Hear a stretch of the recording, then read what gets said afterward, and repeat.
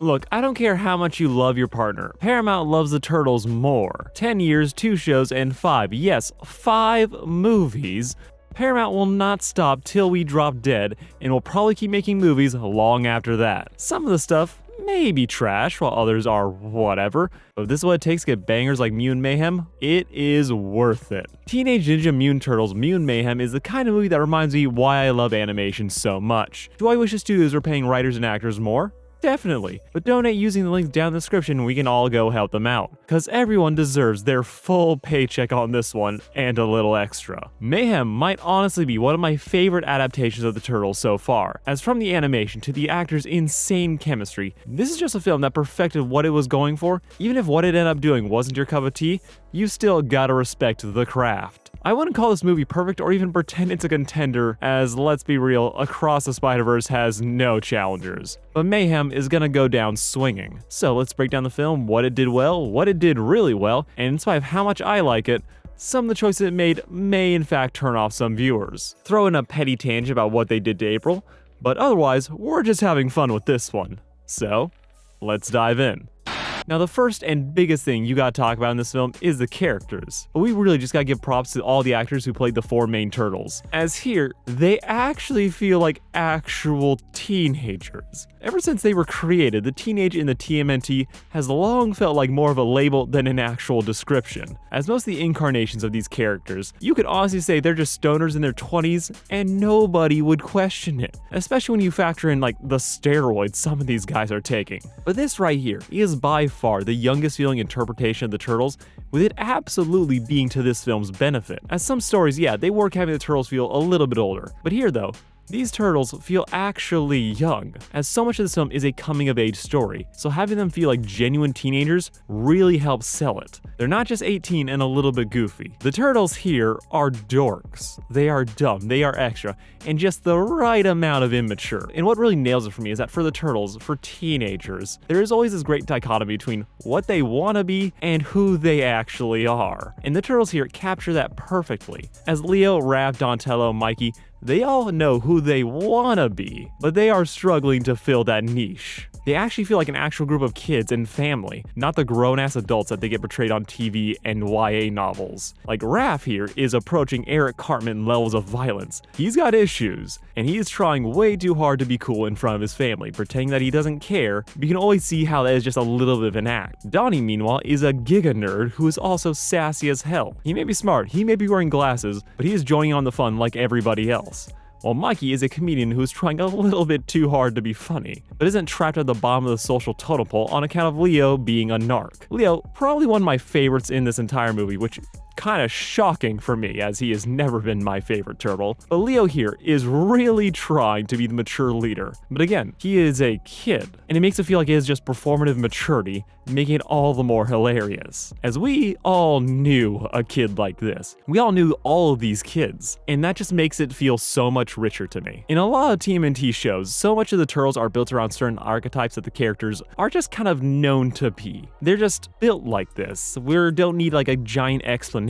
But rather than archetypes, here they genuinely feel like they are their own people. They may evolve later into the versions that we know and love, but the youth and how they are portrayed makes it so that none of them feel like they are set in stone. They are constantly changing and adjusting who they are as people, and that really helps set the tone of the movie, with their lingering issues going a long way to explain for each of them why they are the way that they are. These 4 are every group of middle school boys I've ever met, as in the accuracy is just too real as we watch them goof off, with each of them taking their turn to do something dumb cause youth. Leo may try to get things back on track, but the second he gets a crush, he is just as bad as the rest of them. Everyone is giving everybody shit, and they really heard about a criminal killing people and they thought that was badass, which is the most teen boy thing I have ever heard. The turtles here are just so incredibly endearing. They make this film work, as it makes it so easy for us to understand their desire to be accepted by society and have the fun school adventures that TV has promised them. The pathos wouldn't hit nearly as hard if they felt like adults pretending to be teens, so the fact that they feel as young as they do is the secret that lets these versions of the turtles stand out, and together,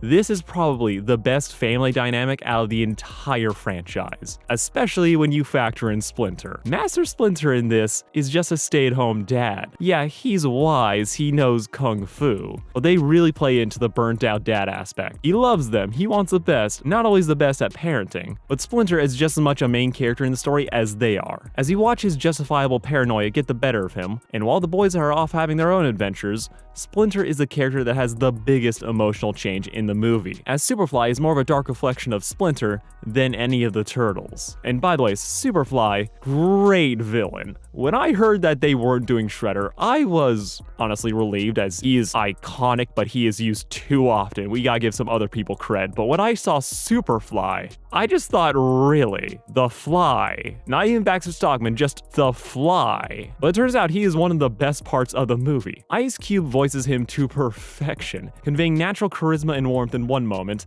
before being the menacing terror that he is in the next. You're never entirely sure if you're supposed to like him or fear him, which works amazing for his character. As this movie is centered around acceptance, about the turtles wanting to be accepted by human society, to have all these mutants who have been through the same thing as the turtles, it creates this interesting moral dilemma for the turtles. While it's not the most original plot lines, I definitely think it is very compelling in how it's executed. As the characters, the chemistry, it is all going off, and it makes you get locked into wanting to see what's gonna happen and what these characters are all going to choose. The movie may not have the most original plot. Some of its jokes may miss, as this movie is really into jokes about milking and Attack on Titan. But the bond between this family, between all the characters, and just how well they are all written, makes this film worth seeing, even if the animation wasn't fire. Speaking of which, the animation is fire. Now this is something that I can see turning some people off though, as personally, I love the art style for this film. It's a grungy combination of 3D animation and 2D effects that honestly reminds me more of Mitchells vs. the Machines than Spider-Verse, which shouldn't be a surprise since Jeff Rowe, the director of Mayhem, also co-wrote The Mitchells. I adore how this film looks, as in a movie about mutants, it's nice to have the mutants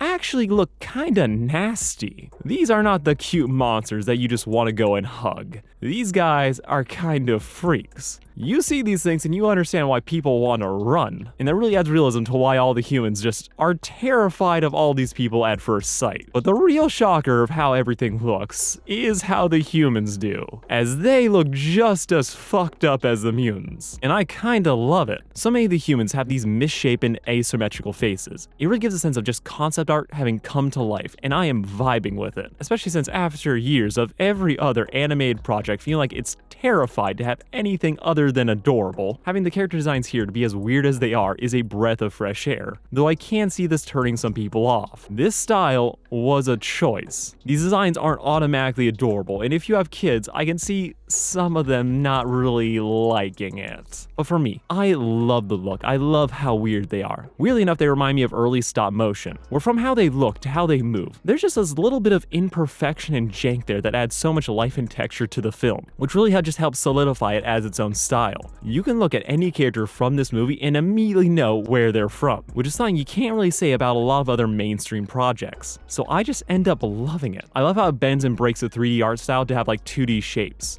It looks amazing. Factor in with just how filthy the city looks, and it all just blends together to create this nice grungy aesthetic. This is a movie about Teenage Ninja Mutant Turtles and a little bit of body horror. The fact that it's able to lean into it as much as it does is amazing. Especially the final boss. That thing was nightmare fuel incarnate, so of course I loved it. And something else I loved, but there is a caveat here, is the music. The soundtrack for this film is perfect. With an 80s inspired soundtrack and lots of old school rap, the selections all complement the art style perfectly. Though it's not the most memorable thing for me, I wasn't left jazzed thinking like, oh, I need to get the song for that moment like I am with some other films. But overall, it's fantastic. It perfectly captures every emotion that it's going for, from sad moments of just the boys to kick-ass action scenes and intros. I will say though, and this is just a me thing, I'm kinda getting real tired of the obsession with the 80s we've been seeing in media. I know it works for the Turtles, and it works here, but I'm kind of over synthesizers. That's just me, but let me indulge in a different rant now, as I am just kind of over what the TMNT franchise has been doing with April for the last couple years. As a character, she has been great, honestly. Like, she has been so fun in so many different shows that she's been in so far. April O'Neil is by far the most malleable character in the franchise. You can do whatever the hell you want with her, and it just has to be fun. But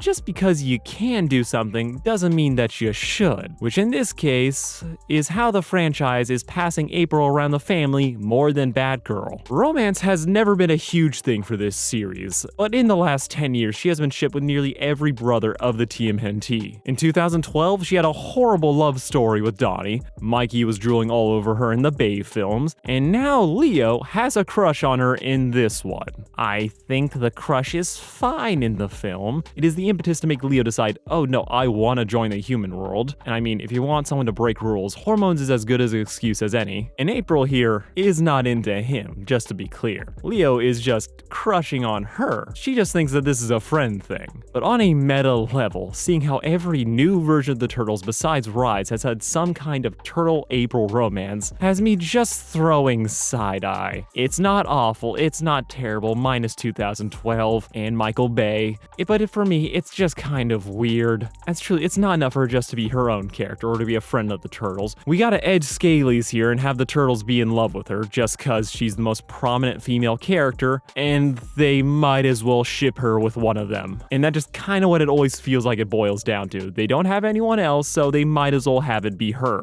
I'm fine within the film. It doesn't ruin anything for me as it's only really prominent in the beginning and a quick joke at the end. But this is a trend that I am fully over. But that is a personal thing and not a reflection of the film. Mutant Mayhem is a blast. The animation is killer. Everything about this film is just peak. The Turtles have never been so endearing. And while Paramount may be milking this franchise for all it's worth, I'm ecstatic to see more stories about this group of turtles. We know there's a sequel and TV show in the works, and I cannot wait till it comes out. Go check out this film if you haven't already. It is absolutely worth it. Though again, I will say, some of these jokes will have you rolling your eyes, especially if you're into anime. At the very least, we got a JoJo reference out of it. This has been Sarcastic Course. Thank you all for watching. Like, share, and subscribe to be kept up on all my nonsense. Be sure to check out my April x Donatello video that I just did. It was a labor of hate, but I do it for you all. Peace out. Have a good one.